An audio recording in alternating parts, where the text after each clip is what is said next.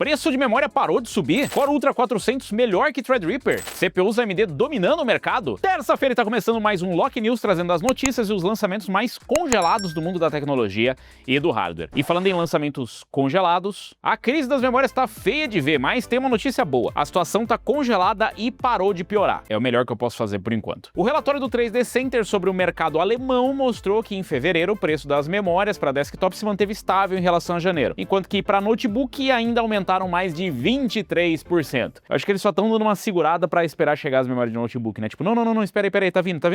Chegou? Beleza, agora vamos de novo. Enquanto isso, GPUs, HDs, SSDs e outros componentes do tipo tiveram um aumento ali entre uns 5 e 6%, o que não parece tão ruim, pelo menos não se a gente olhar o cenário atual. Realmente. Mas é bom ficar de olho, vai que os preços resolvem explodir igual uma supernova, né? E se o papo é supernova? Os Core Ultra 400 vem aí, a pastelaria não parece estar de brincadeira, com um Supernova Lake indo pro tacho. Depois daquele leak falando que o consumo do Core Ultra 400 de 52 cores pode passar de 700 watts, o mesmo fofoqueiro, ou leaker, disse que não vão ser todas as placas-mãe que vão suportar o modelo, que ganhou o título de Core X, o mesmo que os antigos competidores do Threadripper tinham. Quem lembra dessa época aí, época boa. Nem tanto assim, pra Intel pelo menos. Pelo jeito eles vão mirar não só os Ryzen de civil, como também no nicho que tem entre os Threadripper e os Ryzen. Só resta esperar e descobrir se eles botarem esses pastéis na mesa pra ver se o sabor vai ser bom mesmo. Será? E se o negócio é a mesa? Aquele meme do ano do Linux vive na mesa, mas a realidade é que aos poucos o pinguim tá virando mesmo a mesa. A última atualização do driver de vídeo mesa, que é usado pelas Radeon Arc e outras GPUs, trouxe ganhos significativos de performance com o Ray Tracing, com as placas da AMD, mas chegando aí a dobrar o desempenho em alguns casos, diminuindo o gap que existia em relação ao Windows. O update vai estar disponível para quem usa a distro Rolling Release. Agora, quem não tá, aí vai ter que se contentar com o Ray Tracing rodando todo seco mesmo. Não tem direito a nada, seco, sem nada, filho. E se o assunto é seco, tem coisa que é tão seca que não desce nem com gole de água, tipo essa experiência que fizeram com o DLSS. Um cara chamado 2Clicks Philip resolveu testar o DLSS usando uma resolução interna de renderização de apenas 38 por 22, ou 0.01% de um frame 4K. E o resultado foi um borrão, surpresa, né? Seco. Essa coisa só ficou um pouco menos podre com 764 por 430. Apesar da zoeira, pra quem tem hardware mais fraquinho, dá pra tentar fazer dessas pra rodar os jogos mais pesados. Esse cara não é brasileiro não, né? Parece que eu já ouvi essa conversa em algum lugar. A gente só não pode meter essa na hora de renderizar essa mensagem do nosso anunciante.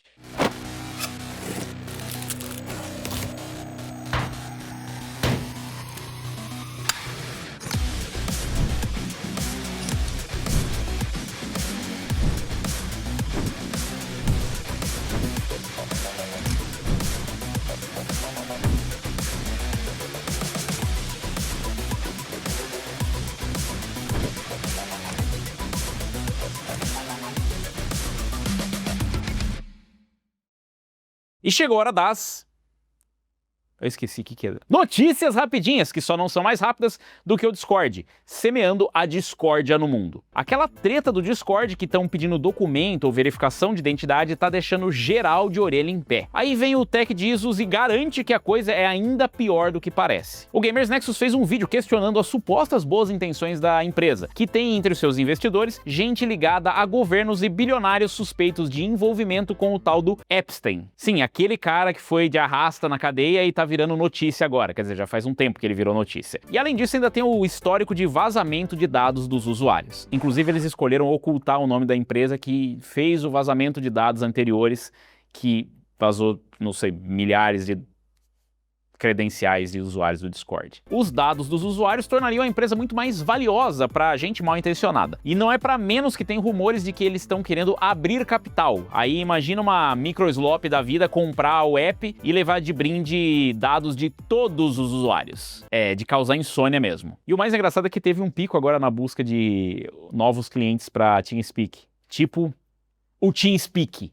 Não me diga. E falando em insônia, a crise das memórias anda causando insônia em muita gente, tipo nos japas. E chegou num ponto onde eles estão querendo adiar o PlayStation 6. O comunicado diz que a Sony tá cogitando jogar o lançamento do futuro PlayStation lá para 2028 ou até mesmo 2029. Tudo por causa da falta de memória. E não sobrou só pra Sony, porque a Nintendo também tá vendo que o preço do Switch 2 vai subir em 2026. O motivo?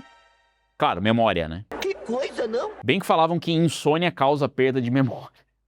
E se o papo ainda é insônia, baixar 300 GB de arquivo para um joguinho também dá insônia, mas essa a Sony tá querendo curar. Numa patente, os japas tiveram uma ideia chamada Asset Streaming, onde o jogador só vai baixar um pacote mínimo com o executável do jogo e assets básicos. Aí, conforme o jogo for precisando dos arquivos, ele vai baixando o que for necessário. É meio que um híbrido entre jogar localmente e streaming, e parece uma boa solução se o funcionamento for transparente para o jogador. Agora, se ficar zoado, aí é melhor voltar para a idade da pedra e baixar os 300 GB mesmo. É verdade. E se o negócio é pedra... Olha a pedra! No caminho das placas-mãe ASRock, a M5 tinha uma pedra e várias CPUs tropeçaram nela e morreram. Mas agora eles prometem ter removido de vez essa pedra. Olha a pedra! Na semana passada, eles listaram as primeiras placas-mãe que vão receber a nova BIOS P4.10, que promete corrigir problemas de boot com algumas CPUs. Agora essas BIOS chegaram a várias outras placas-mãe populares, tipo a B650M HDV M2 e mais uma cacetada de B850. Torcer para dessa vez eles terem resolvido o problema. Seria complicado caso os usuários ficarem cansados com uma placa que pode matar a CPU a qualquer momento, né, ASRock? E se o assunto é casamento, presente de casamento é aquela coisa clichê, eletrodoméstico, acessório para cozinha, uma viagem ou um PC gamer.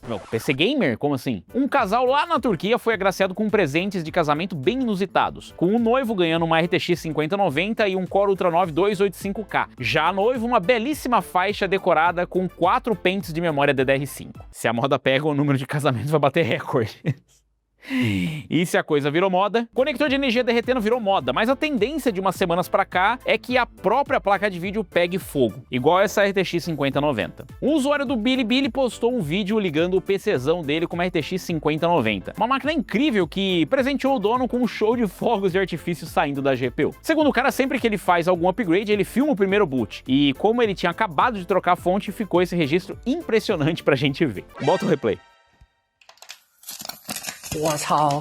Impressionante demais essa cena. E falando em coisas impressionantes, é uma coisa impressionante o que a Epic Store e a Amazon fazem pelos gamers. Toda semana eles distribuem jogos grátis. E o mais louco é que eles nunca falham. Essa semana a Epic vai dar o Return to Ash e o StarCraft 10 Starter Edition. Mas ficar esperto, ainda dá pra pegar o Nobody Wants to Die e o jogo do detetive, que vão ficar de graça até o dia 12. Já na Amazon, Civilization 6, Elderborn, o jogo da Pequena Tina e muito mais, além de benefícios como frete grátis em produtos selecionados, Prime Music e as infinitas séries e filmes do Prime Video, tipo Hannibal, The Boys, Senhor dos Anéis e, claro, a segunda temporada do Fallout, que tá imperdível. É só pegar o Prime grátis por 30 dias no link que tá na descrição pra pegar essas coisas. E aí, se você não quiser pagar mais, é só você cancelar que é de boa, ninguém vai cobrar nada. Andou circulando uns papos de que os chineses seriam a salvação para a crise das memórias. E agora, o Hardware Unboxed acabou de testar uma DDR5 com chips chineses. O kit testado é de 32 GB DDR5 6000 MT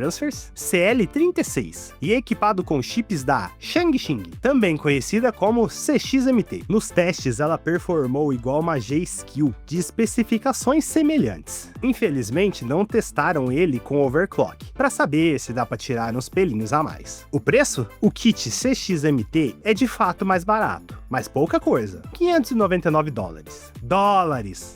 Australianos versus $649 da opção tradicional. Parece pouca diferença para isso ser o salvador do PC gamer da galera.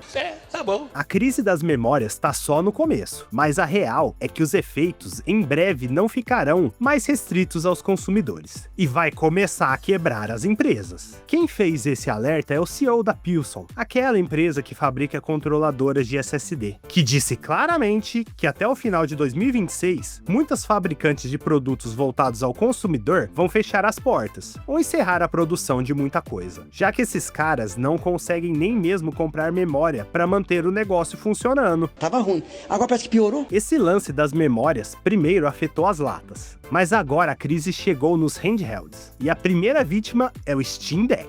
A Valve soltou um aviso que a disponibilidade dos portáteis deve ficar meio porcaria em algumas regiões, tudo por causa da falta de memórias RAM e SSDs. Bora fazer um handheld com HD mecânico agora? Resolve metade do problema e cria mais uma outra metade de problema. Não, pera. Tá sabendo legal. Esse papo de memória já deu. Então bora falar de algo tão caro quanto? Cartinha de Pokémon. É isso mesmo. Uma casa de leilões botou uma carta de Pikachu Illustrator, que é uma carta super rara, com tiragem de 39 unidades e ela atingiu um valor de mais de 16 milhões de dólares. O detalhe muito louco é que, junto da carta, mandaram um colar de diamantes. E a carta deve ser mais cara que o colar. Enfim, perderam a chance de mandar uma memória DDR5 junto.